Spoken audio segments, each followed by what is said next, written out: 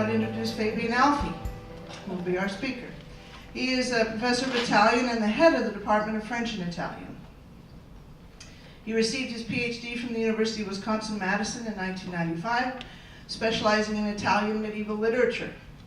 The focus of his research, and something we'll hear about today in a lot of ways that look very interesting, is the comic poetry of the Middle Ages, and especially of Dante. He's written many articles and books on medieval comic authors and on Dante on various aspects. So please help me welcome Fabian Alfie.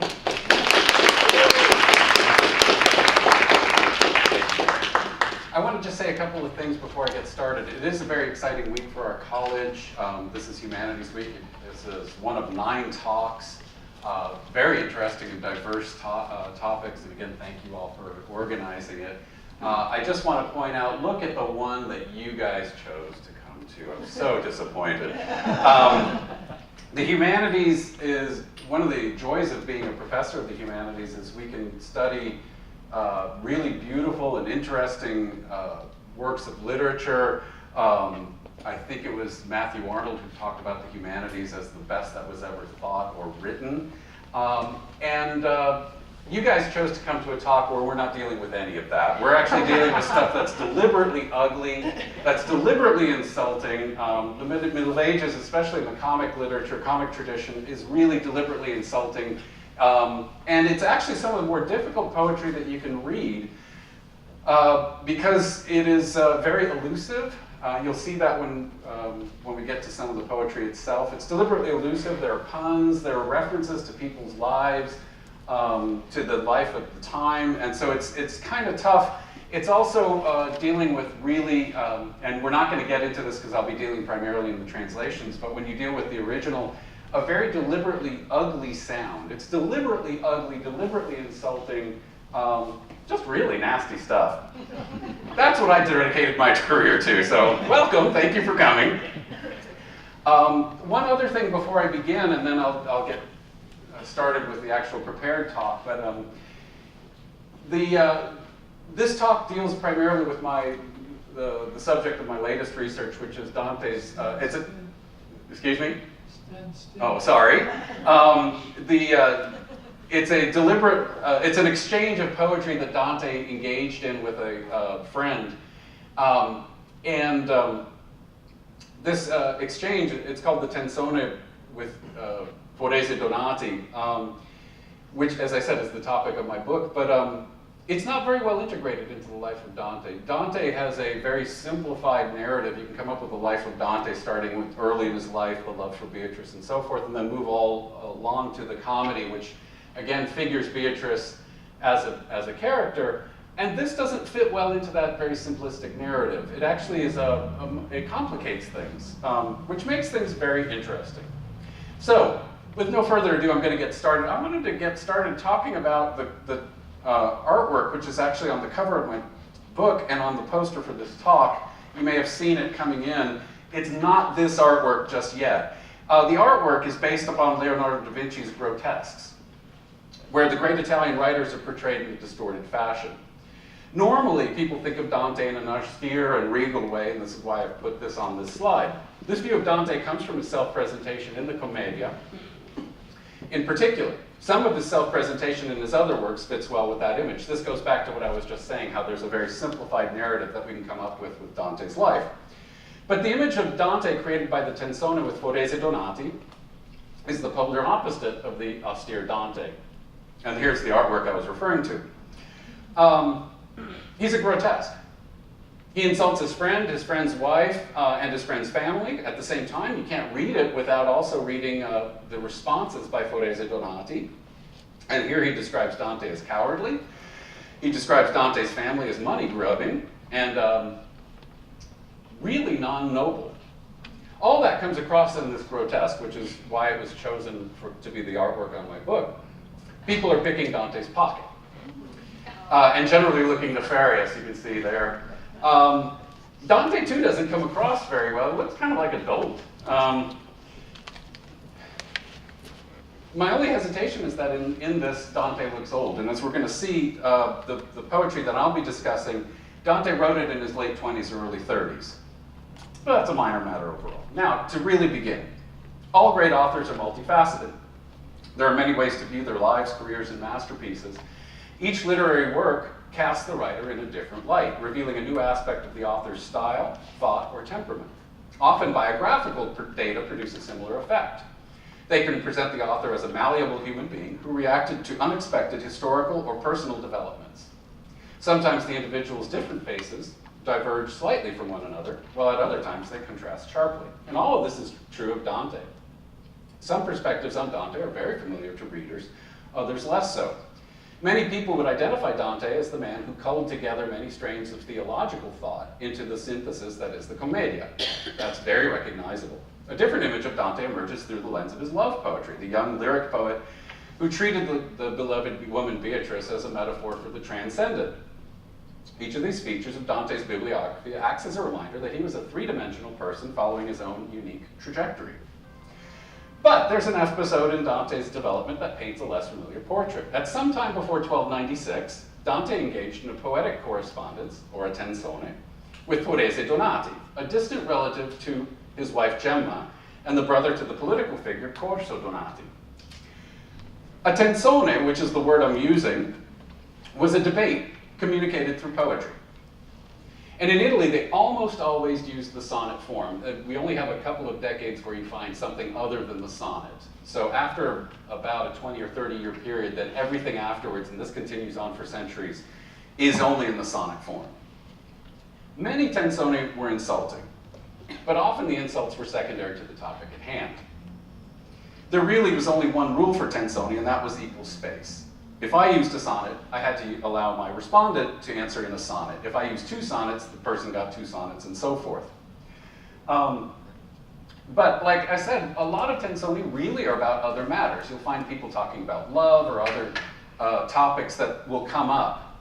This one is strictly insulting. And here's a very good, if somewhat insulting or a very good appropriate quote for this particular tensone. This obviously was not written for the tensone, but it works really well because the 6 sonnets of the tensone between Dante and Forese seem to be about no topic at all. It's just strictly slanders and insults of the basest nature. Now, I apologize, I didn't realize until I got here today that unfortunately the PowerPoints, the text ends up being a little bit small, so I'm going to read these aloud. So this is the very first sonnet of the exchange, and I'll read it aloud, only the English portion, which is over here. Whoever heard the coughing of the luckless wife of Bici, nicknamed Forese, could say that she perhaps has summered where crystals are formed, in that country. Okay, so she spent the summer in the cold northern countries. In mid-August, you'll find her chilly. Imagine how much she must fare other months. And it is no use for her to sleep clothed, thanks to her coverlet from Cortona. So she's got this poor cough because she's poorly covered at night.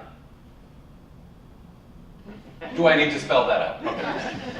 The cough, the cold, and the melancholy don't occur because she has aged humors, but because she feels a lack in her nest. Her mother, who has more than one pain, cries, saying, "Oh, alas, but for dried figs, I would have put her in Count Guido's house."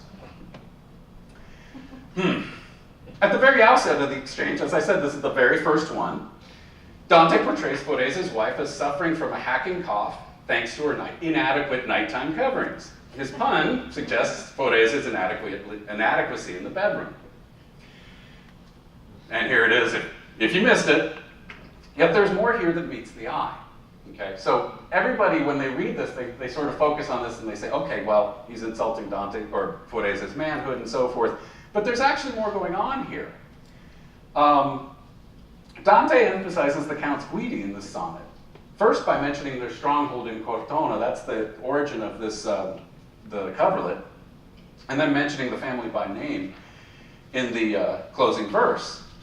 Dante is inviting us to see something more than just an insult about Forese's sexual prowess, and I'll get to that in a little bit. In subsequent poems of the debate, Dante also accuses Forese of gluttony, and as a consequence, he must resort to thievery to pay the bills. Now here's the third sonnet. Bici Jr., of son of I don't know who, if I didn't ask Lady Tessa. Lady Tessa was Bici's mother, or Forese's mother. Bici is his nickname, by the way. You've put so much stuff down your gullet that you need to steal other people's too. And now people keep a watch out for him with their purses at their side as he approaches, saying, "This man who has a cracked face, judging from his actions, is a convicted thief. And that one lies in his bed, sad about him, fearing that he'll be caught while robbing. He belongs to him like Christ did to Joseph. I'll say this about Beachy and his brothers, that for their ill-gotten gains, by their blood, they know how to be good in-laws to their wives." Now, you do notice that Dante is really getting close to blasphemy in the 8th verse there. Excuse me, not the 8th, but the 11th verse here. Because he's talking about Beachy's father and saying, well, he belongs to him like Christ did to Joseph. He's talking about Beachy's illegitimacy here. Now, some people take this passage where he talks about Forese's cracked face as indicating branding for thievery, although that isn't certain. We don't really know. Forese takes none of the sitting down, of course. He insults Dante as cowardly and an impoverished usurer. In each of his 3 responses, Forese depicts Dante's father, Alighiero Bellincione, unflatteringly. First, Alighiero is bound by some mystical knot, which most likely indicates his abjection, and then he is seated in his underclothes alongside Dante's uncles.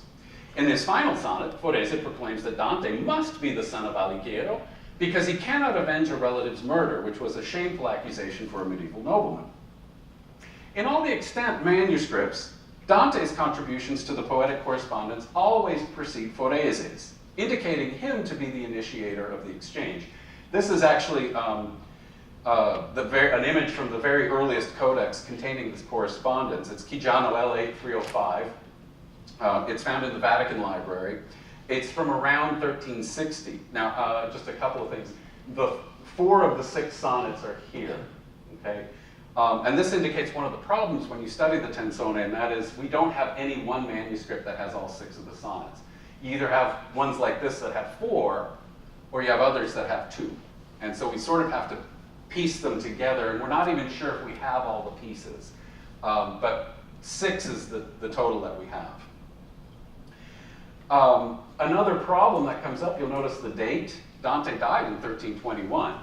So it's actually about a half a century later than we would like it to be. Again, Forese died in 1296, so it's a pretty late manuscript. And this is the earliest of them. They go through the 1400s. There are a lot, actually, in the 1400s. And it seems to have been kind of popular in the 1400s. Kind of odd. But the Tensone with Forese Donati casts light on another facet of Dante, and that's Dante the insulter. Now, in many respects, an insulting Dante comes as a little surprise. The ugly portrayals of the sinners in Inferno have their roots in his disrespectful characterization of Forese decades earlier. Mockery also appears in several of Dante's minor works, even though his other texts do not sink to the level of the sonnets about Forese.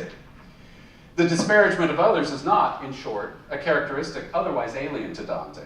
In addition, some of the stylistic qualities of his Commedia, with its biting invectives, earthy language, harsh phonic qualities, and bodily humor, have their germ in the exchange of derisive sonnets.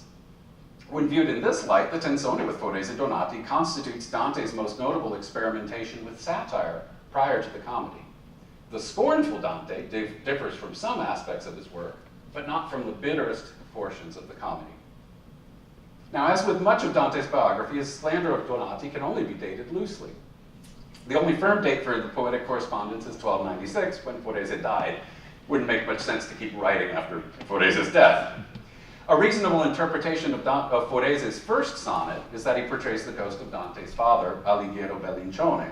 Dante's father died in 1283, thus marking a 13-year window in which the correspondence probably occurred. In other words, Dante most likely engaged in the insulting correspondence at the same time as, or just following, his composition of the Vita Nuova, which was in 1293. The very same poet who developed a sweet new style to write about Beatrice also created a harsh new style to denigrate Forese Donati. And this goes back to where I was starting, that it doesn't fit well with that standard narrative about Dante's life. First he did this, and then he did that, and he sort of moves towards the comedy. This sort of stands out, because it would be at exactly the same time as when he was writing the Vita Nuova. In the modern world, we tend to view slurs as the utterances of petty individuals, and hence devoid of any real significance. Think about that the next time you're driving down Speedway and you see somebody cursing in their car. Such was not the view of the Middle Ages. In 13th century Florence, injurious verse was quite common. Beginning in the 12th century, medieval literary theorists viewed comedy as the polar opposite of tragedy and justified both genres through their respective ethical functions. Tragedy praised virtuous people and actions, while comedy castigated the sinful. Both genres reinforced traditional moral behaviors and attitudes. For centuries, therefore, literary theorists had actually condoned the literary use of insult because it played a vital social role.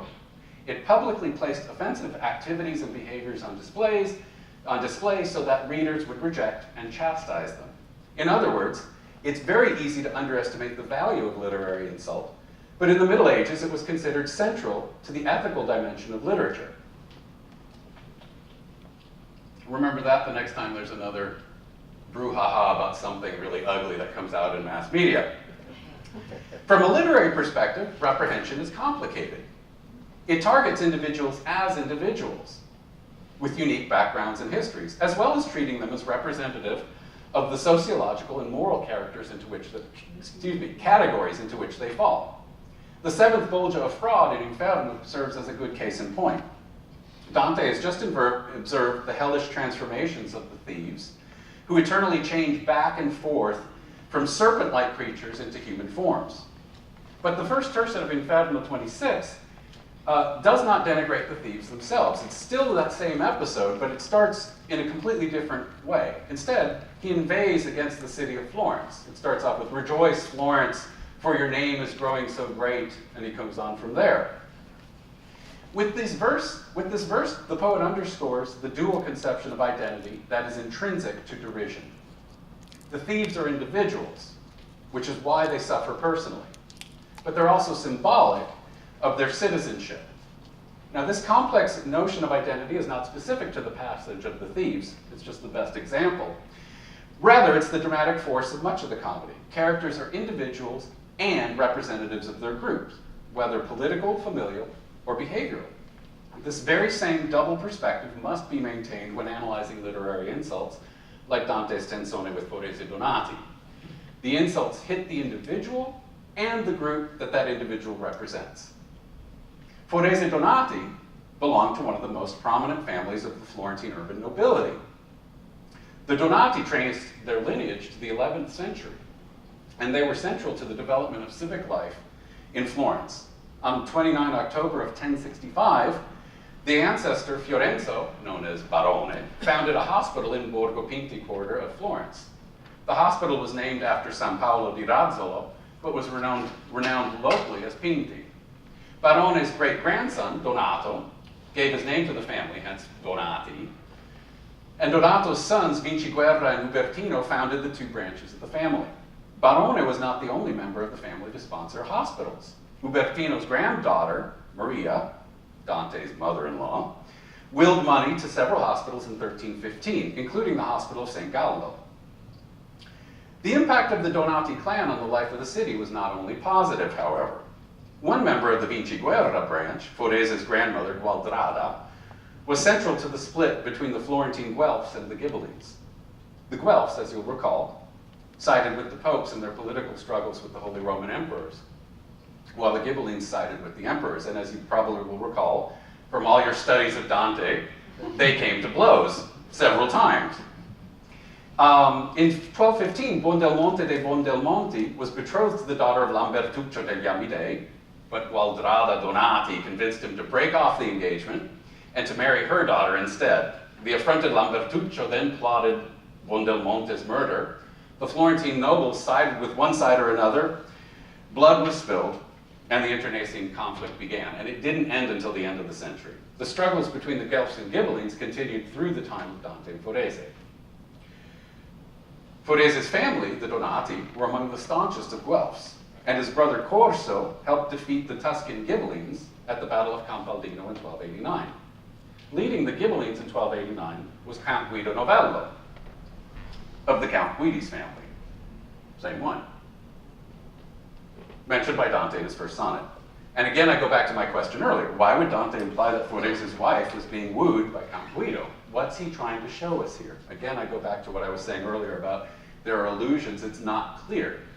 But something's going on here. During the lifetimes of the two literary antagonists, the reputation of the Donati had fallen. And here, this was the second of the sonnets I read, the portion in red. I'll say this about Beachy and his brothers, that for their ill-gotten gains, by their blood, they know how to be good in-laws to their wives. It's not clear what Dante is saying in that last verse, and I won't pretend to actually know what he's saying in that verse. But notice he's talking about ill-gotten gains, thievery, their blood, the whole family is tainted. Something is also going on with their in-laws. Now, the whole sonnet's talking about illegitimacy. Beachy Jr., a son of I don't know who, if I didn't ask Monna Tessa, Lady Tessa. So there's illegitimacy going on, and then he ends by saying, yeah, but they can't be good husbands to their wives, they're in-laws to their wives. Something is going on here. Unfortunately, it's not clear enough to really know.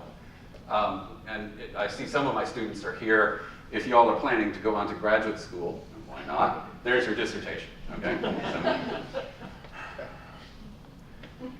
Forese's uncles, Cianfa and Buoso, were notorious as thieves, going back to this. Indeed, the latter may be the same Buoso found in the Circle of Thieves in Inferno 25 and 26.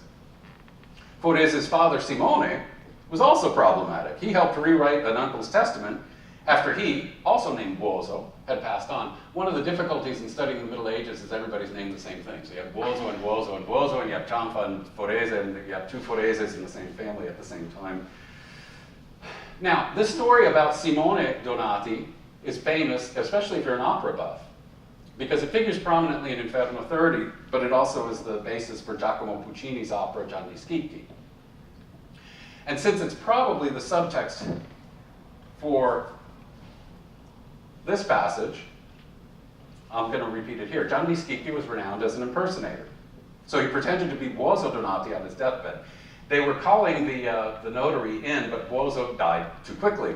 So rather than stick with the Old Testament, what they did was they threw the body out of the bed, had Gianni Schicchi climb in. He pretended to be Buoso. He gave a new testament to the notary. And then he willed a bunch of Buoso's things to Simone Donati. Remember, this is Forese's father. Perhaps most importantly, though, Gianni took Buoso's mule, which was famous as the best draft animal. And Simone had to stand there as all of a sudden Gianni Schicchi goes off script and starts willing stuff to himself. Now, as you can see on the slide, Dante seems to allude to this episode in the sonnet, this time putting Simone Donati in bed.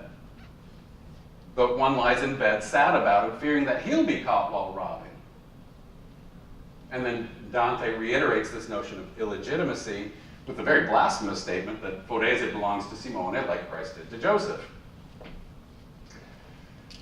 The problems of the Donati family continued into the following generation. Corso Donati, Forese's brother, forced two of their sisters, Picarda and Ravenna, to leave convents. And sometime between 1285 and 1288, Corso kidnapped Picarda from monastic life and married her to Rossellino della Tosa. Ravenna Donati, a widow, had withdrawn to the convent with her two daughters. Fearing the loss of their inheritance to the monastery, Corso compelled her to leave the convent and placed her daughters under his tutelage. A long legal battle ensued, in which the appeals were made to the Pope, and Corso eventually divided the inheritance with the church. Little is known about Forese's other brother, Sinibaldo, except that in June 1300 he was exiled from Florence because of Corso's violence. Now, due to activities such as these, public esteem for the Donati had dropped to the point where they were given the nickname Malefami, meaning infamous. Relatively little is known about Forese's life itself. The date of Forese's birth is unknown, although he may have been older than Dante. For political reasons, Dante had been betrothed to Jacoba, the daughter of the Ghibelline Count Guido Novello, but that marriage never took place. Guido Novello, that Guido. But the marriage didn't take place. The betrothal may shed light, however, on the tensione between Forese and Dante. In his poem, Dante highlights the economic differences between the Counts Guidi and the impoverished Forese. The wealth of the Counts Guidi at the time was legendary, giving rise even to a proverbial expression, you live more comfortably than the Count in Poppi. Poppi was one of the Counts Guidi's castles. In the Commedia, Dante identifies Forese's wife as Nella, and the date of their marriage is unknown. Dante's son, Pietro, claims that Nella was of the Frescobaldi clan, and the Frescobaldi sided against the Donati in the internecine factionalism. In other words, Forese's household may have been split by the internecine strife. Forese died on 28 July of 1296. According to the Florentine commentator of the Commedia, only known as the Ottimo Commento, Dante was present at Forese's deathbed. The Ottimo Commento carries some weight since its author may have known Dante personally, and the commentary was written shortly after Dante's death, between 1333 and 1340. Much more is known about Dante than Forese, and therefore only the facts pertinent to understanding the Tensone will be listed. Forese died in 1296, so this discussion is going to focus on the first 3 decades of Dante's life. And just to remind you all, Dante dies in 1321, so there's about 30 years after Forese died that Dante continues, and it's during that period, of course, that he wrote his magnum opus. In cantos 15 and 16 of Paradiso, the poet stresses that the aristocracy of the Alighieri family was derived from his great-great-grandfather's participation in the Second Crusade. Yet several historians have questioned whether that knighthood actually conferred hereditary nobility on the Alighieri. They note that the Alighieri did not appear on any of the lists of families exiled after the Battle of Montaperti in 1260. They were not specifically named as magnates. They did not demonstrate any of the trappings of nobility. Indeed, Dante seems to be the first of the Alighieri to hold any public office associated with membership in the urban aristocracy. Records of business transactions, dated 22 March of 1246, in the Archivio degli Spedali of Prato, show that Dante's father, Alighiero Bellincione, repeatedly lent money for interest. As other documents demonstrate, Alighiero worked alongside his brothers Bello, Gherardo, and Donato. The 4 brothers were not the first generation of the Alighieri to engage in trade, as their father Bellincione is also listed on the Pertese document of 21 March 1246 regarding the sale of land to one Toringo Pugliese. Much of the family, it seems, was involved in commerce, and worse, money lending, activities deemed antithetical to the noble values espoused by the 13th century Florentine society. All these questions about the nobility of the Alighieri are similar to those raised by Forese Donati. Okay? For instance, this is Donati's last sonnet. I know well that you're Alighiero's son, and I learned about it from the vendetta, so clear and neat, that you did for him about the coins he changed the other day. If you'd cut someone up into quarters, you still shouldn't have made peace so quickly. But now your saddlebag is so full that not even 2 donkeys could carry it. This is a fine custom you've brought, I tell you. Whoever beats you soundly with a club, you consider as a brother and as a friend. I would tell you the names of the people who belong above, but bring me millet so I could instead settle the account. Okay? At the time, to settle accounts, what they used were small rocks. But here Forese is saying we need to use the very small grain of millet. In other words, there's so many problems, we got to have a whole lot of millet, otherwise we'll take up too much space. As you can see, Forese reiterates commonly held belief that nobles really shouldn't sully their hands with commerce, to say nothing of money lending. If you missed it, here we go. The coins he changed and your saddlebag is so full, he's putting them on the level of merchants, not on the level of the nobility. In 1277, at the age of 12, Dante became betrothed to Forese's cousin Gemma Donati, although the date of their marriage is currently unknown. In 1280, Dante's second cousin, Geri del Bello, was murdered. Forese certainly knew about Geri's murder because the Donati possessed a tower on Via San Martino next to Geri's house.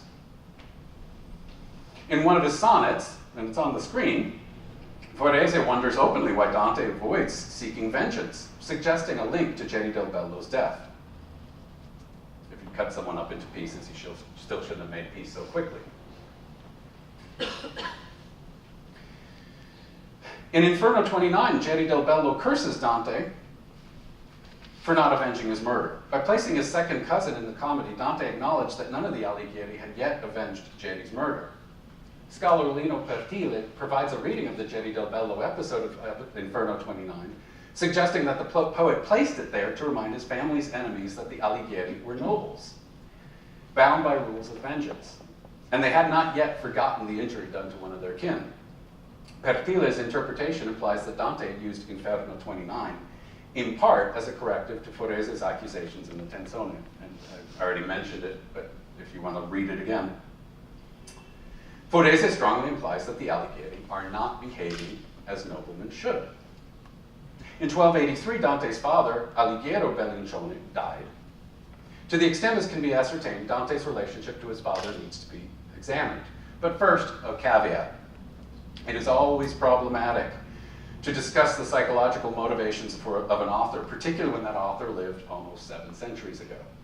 An author as subtle as Dante certainly had a myriad of reasons for choosing people and subjects to introduce into, or conversely to omit from, his works. But with that caveat in mind, Dante's works are very suggestive about his emotions about his father Alighiero. Dante did not hold the merchants and moneylenders in high esteem, but he repeatedly expressed disdain for them. He has a lot of writings about the nobles, or excuse me, about the merchants, and about money lending and so forth. None of it is positive. Not only does Dante avoid discussing Alighiero's career, but throughout all of his works, Dante makes no mention of Alighiero at all. Thank you. Dante's silence about his father is particularly striking when compared to the numerous father figures that are found throughout the Commedia. Virgil is the most notable, but he also Cacciaguida, and there are several others that he comes across, even Brunetto Latini in Inferno. Thus, Forese's repeated slanders of Alighiero Bellincione, and there's one in every one of his sonnets, may have had a personal significance for Dante. And here's perhaps the most notable. The poems of the Tenzone with Forese also reflect the historical developments in the Florentine Commune, the years in which the two poets publicly slandered each other. The 1280s and the 1290s comprised a period of difficulty for the Florentine magnates. While a large percentage of the Florentine urban nobles were rentiers or idlers, many also engaged in commercial enterprises. And this brings up a problem when you study the period, which is, of course, people are doing all this stuff, but at the same time, the culture hasn't kept pace. And so the culture is still teaching that you shouldn't be doing this. If you're a nobleman, you shouldn't be lending money and interest. And yet, everybody's lending money and interest. So it becomes very, for lack of a better word, very schizophrenic. At the same time, many non-noble merchants purchased titles, married into noble families, or at the very least took on the trappings and attitudes of the aristocracy. The result was a mixed class of patricians. Despite the importance of commerce during the 13th century, the ethos of the Italian communes remained firmly aristocratic. That gets back to what I was just saying. Part of the noble mentality was the importance of carrying out vendettas, or blood feuds, which therefore posed a threat to the life of the commune. You all know this because you've all read Shakespeare's Romeo and Juliet. That's based on actual historical situation in Italy, in Verona, to be precise, but the same was true in Florence and just about everywhere. The nobles were coming into the cities, but they kept the mentality of the medieval nobility, and so, as I like to joke, that it was nobles behaving badly. I mean, they just kept with the blood feuds, but now they're, instead of being miles apart, they're all living 1 block away from each other. It was just a mess. In 1281, the families officially designated as magnates, the term noble was now legally meaningless, were required by the Florentine commune to post money bond, which would be confiscated in the event of a serious breach of the law, in particular for violent crimes. Among the families specifically mentioned were the Donati. Throughout much of the 1280s, the non-noble popolani, these were the non-nobles, controlled the government and restricted the magnates by passing anti-vendetta laws. The reforms were twofold in that they allowed the guilds to have power in the government of the commune and in alleviating the oppression of the non-nobles at the hands of the upper classes. The anti-magnate sentiment was reinvigorated in the early years of the following decade. The climate of the early 1290s led to the priorate of Gianno della Bella in 1292 and 1293, who spearheaded an attack on the abuses of the magnate through the laws known as the Ordinances of Justice. By the end of 1292, the ordinances established the primacy of the guilds in controlling the priorate. The prior was the, for lack of a better word, the chief executive, effectively removing magnates from political office. Some historians view this situation as a class struggle, but it's probably more accurate to call it a struggle for order. Marvin B. Becker writes that through the establishment of these laws, quote, the hegemony of the Adimari, Bardi, Cavalcanti, Donati Frescobaldi, Mozzi, Rossi, and others over civic life was disrupted, close quote. After Giacomo della Bella's priorate, the magnates split over how to respond to the anti-magnet atmosphere. The non-noble merchant, Vieri dei Cerchi, advocated this conciliatory approach, while Corso Donati, Forese's brother, wanted to reassert the traditional rights of the aristocracy to dominate society. The differences between Corso and Vieri dei Cerchi led to a factional split, and eventually they went to blows themselves, and the two factions are known as the White Guelphs, and that's the Cerchi, and the Black Guelphs of the Donati. And this took place, it started in the last 5 years of the 13th century, continued into the early 1300s. And as you all know from your studies of Dante, that's why Dante ended up being exiled. The socio-political situation regarding the Italian urban magnates resulted in a broad cultural debate about the nature of nobility. Even though pure-blooded aristocrats were no longer the norm, the concept of nobility persisted and was hotly contested during the latter 13th century. The controversy about nobility centered on the essence of aristocracy, and in particular, focused on the relationship between hereditary honors and true moral character. Historian Carol Lansing poses the question facing politically minded thinkers of the age this way. If nobles acted not as society's protectors, but rather as a threat to public order, then in what sense could they be considered noble? Good question. The traditional notion of the aristocracy, which was ultimately derived from Aristotle, posited morality as a characteristic equally important to that of inherited prestige. During the 13th century, these two Aristotelian criteria were challenged as insufficient, and some people, like Dante, believed that only inner nobility, that is, virtue, counted. Dante repeatedly returned to the question of nobility during his lifetime, and his views evolved over time. Nonetheless, throughout his writings, Dante stressed that nobility meant more than merely the possession of wealth, but it was derived from a nobility of heart. Dante was not alone in parsing morality from inheritance in his definition of true nobility. Rather, the distinction between patrimony and virtue of spirit underlay many of the source texts in the 13th century debates about nobility. In conclusion, throughout their 6 sonnets, Dante and Forese each cast each other as representative of his respective family in the light of the debates about nobility. In his sonnets, Dante recalls the various crimes of the Donati clan, along with the personal failings of Forese. Since they lack virtue, he asks, are the Donati truly noble? In turn, Forese notes that the Alighieri do not behave according to the stereotyped precepts of medieval aristocracy. Instead, they all act like merchants by sullying their hands with trade and usury and arranging an expedient marriage between Dante and Forese's cousin Gemma. Why, the Alighieri do not even avenge violent affronts against them. Forese, in short, answers Dante's question with the very same question. Are the Alighieri truly noble? The tensone between Forese and Dante, in short, is not merely an exchange of petty insults, although it is that. But it's also a document of the Florentine debates about nobility in the 1280s and 1290s. Their mutual denigration is merely the microscopic version of the greater social and moral question of nobility, a question that Dante returned to repeatedly throughout his career. Thank you.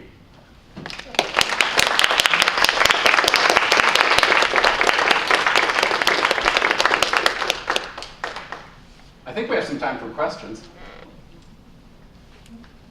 Lucy, are you going to be the microphone holder? Yeah, over here.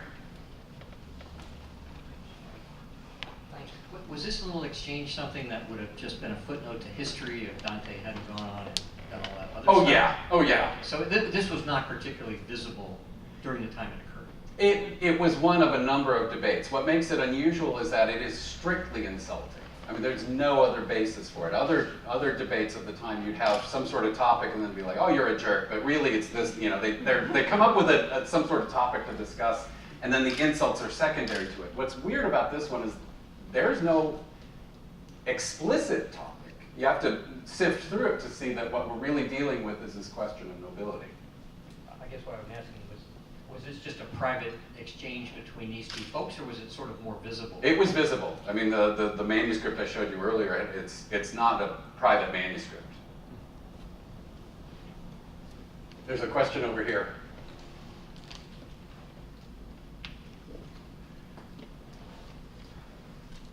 Since these were public exchanges, is there any notion that this was a stylized or ritualized way of avoiding actually fighting? In other words, they would have fought a duel, or they would have... Well, in this case, it's unusual because, as I mentioned, Dante was present at Forese's deathbed.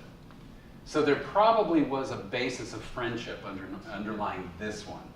There are other ones where people are like, oh, you insulted me, and so I can't wait to see you hanging by the neck, you know, and they're pretty nasty with fairly strong violent statements there. Now, whether it was, you know, a kind of a safety valve so that they wouldn't, you know, draw their swords and just kill each other in the streets, that I don't know, in all candor. There was enough killing in the streets that if that was the intention, it didn't work, but, you know, actually correlating, I mean, in order to study that, which is an interesting discussion, again, if you guys are looking for dissertation topics, you would have to correlate, like, the murders in the streets with the literary exchanges and see if there's some sort of correlation there. Yeah? Were these advertised publicly? They were advertised publicly, yes. Yeah, I mean, everybody would have been reading this.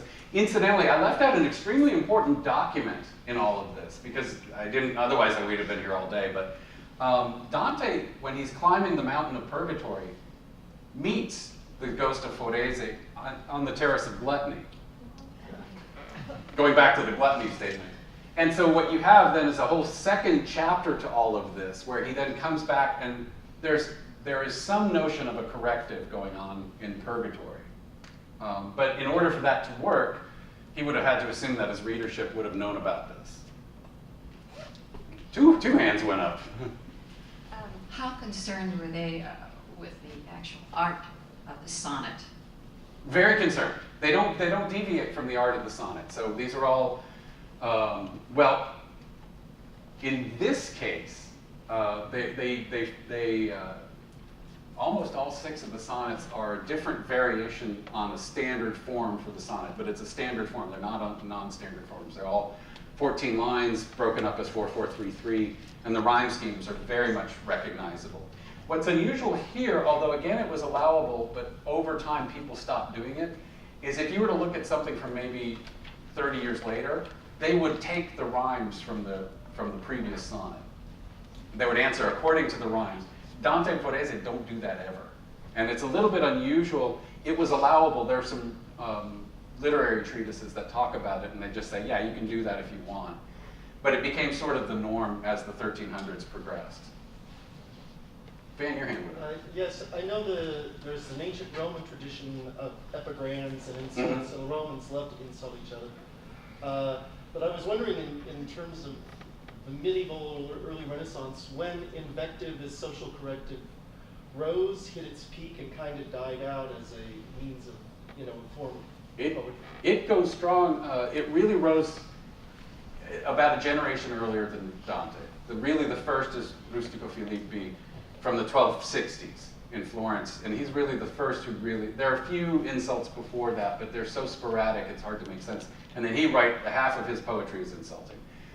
And then it just keeps going strong. 1400s, it's still going strong. 1500s, it's still going strong. Niccolo Franco, for instance, got mad, this is in the 1500s, got mad at Pietro Aretino. And there's an entire volume, it's like 300 poems, all about how crummy Pietro Aretino was, just one after the other. Never been republished or reprinted, but yeah, they're, you know, again, if you guys are looking for a dissertation topic, there you go. Karen. I'm not a medievalist. My understanding of this period is in really broad strokes, but I know that in some historical contexts, money lending usury was strongly associated with anti-Jewish. And it was at the time too, yeah. Does this play into all of this as well in this case, or? Overtly, no.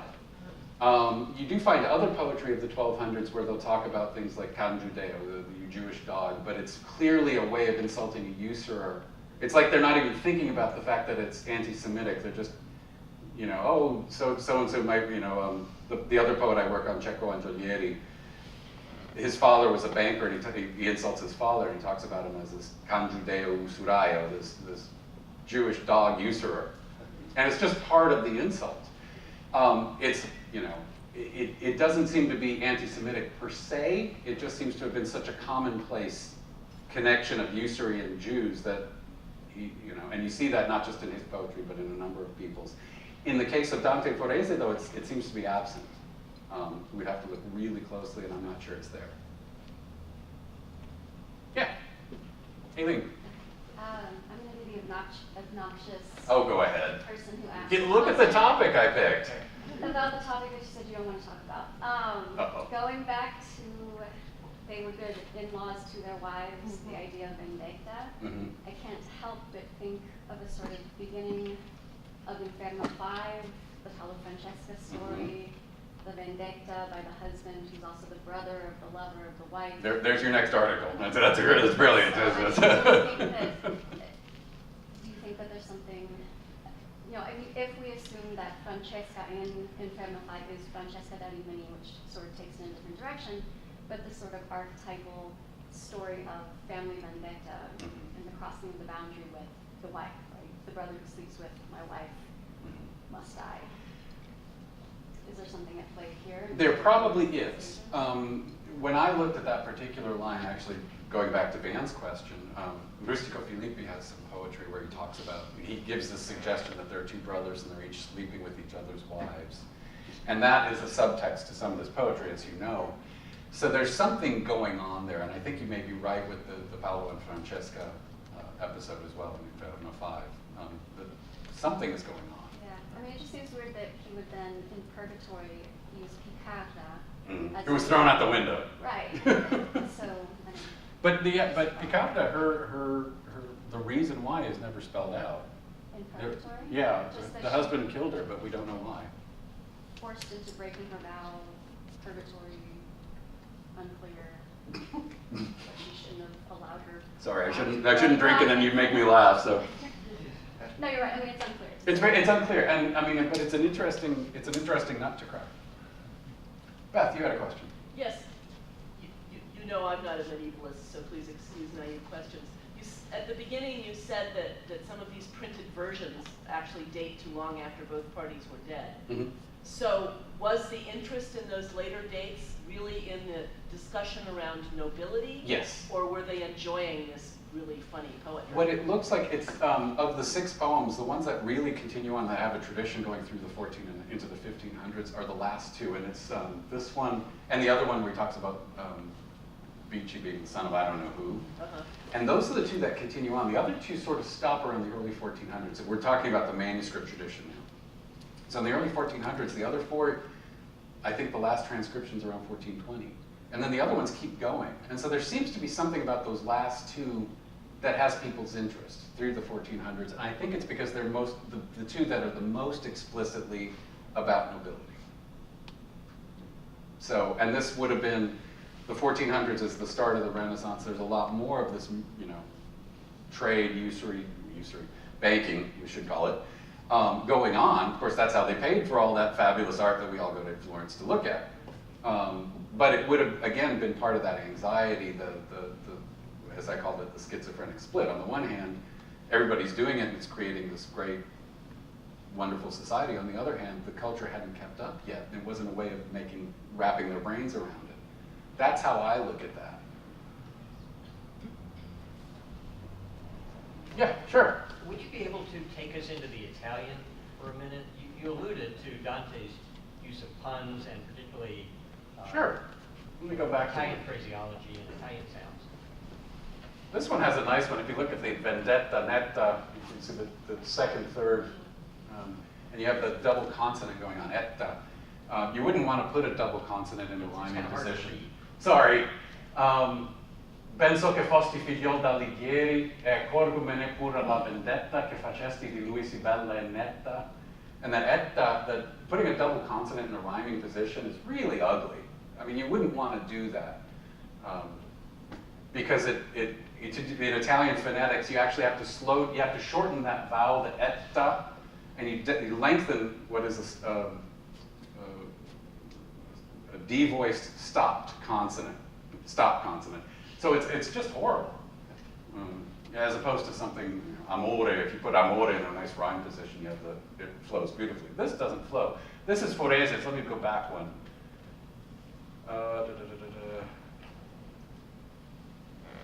If you look down here, we've got la tosse, il freddo, l'altra malavoglia, non la dovien per amor cabbia vecchi, and again we have a double consonant, vecchi, and again it's a stop consonant. It's a D voice stop, and it's just horrible. Vecchi. Why would you do that? Dante does that all the time in Inferno, by the way, and for the same reason. You want to have a harsh sound. Let me get a better one. Okay. Figlio di non, so this is the third sonnet. Vici novel figlio di non so cui, si non vantassimo una tessa. And again, we have a double consonant. Giù per la golla tanta roba è messa, che a forza ti convien torre l'altrui. E già la gente si guarda da lui, e chi ha borsa al lato, là dove s'appressa, dicendo questi che ha la faccia fessa, so the cracked face. And there you got two double consonants, faccia fessa. You can't even read it beautifully. I don't know how you'd even sing that if you were, and we don't know if these were performed, by the way, but if they were sung, big if there, yeah, I don't know, how would you sing faccia fessa? It's just horrible. E più piccolo ladrone gli atti sui. Tal giace per lui nel letto tristo, per tema non sia presa a lui imbolare, che gli appartien quanto Giuseppe a Cristo. And here we've got this horrible thing where we've got Cristo in the rhyming position, rhyming with Cristo. So we have sadness, Cristo, and malaquisto, so ill-gotten gains. So we've got sadness and ill-gotten gains rhyming with Christ. And again, we have this very blasphemous line here. So, I mean, putting it in the rhyme position only makes it worse. You're only making it worse. There was a study from about 1906, I think, where if you've read Paradiso, the only thing that rhymes with Cristo is Cristo. So it happens 4 times, and in each 4 times, he has Cristo rhyming with itself 3 times.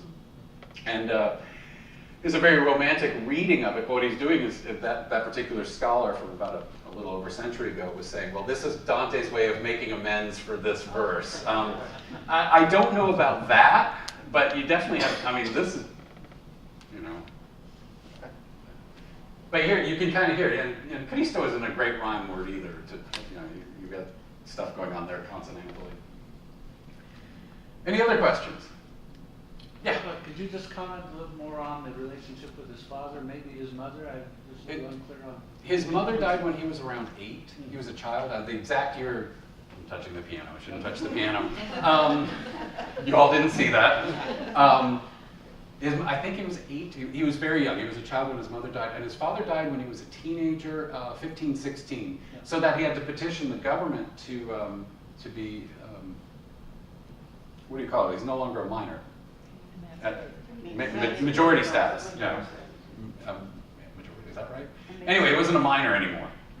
So that he could take control over the family's goods. And he was a teenager at the time. What we don't know is exactly what I said earlier, that what exactly were his feelings for his father, or any of it. Because what's weird is there's this crazy silence about his father. There's a silence about his mother too, but more so about his father. And again, in light of the fact that Forese keeps bringing it up, something's going on there. But exactly what is sort of hard to parse. But they did die when he was still young. They died, both of them died when he was young, yes. Well, if there are no more questions, thank you so much.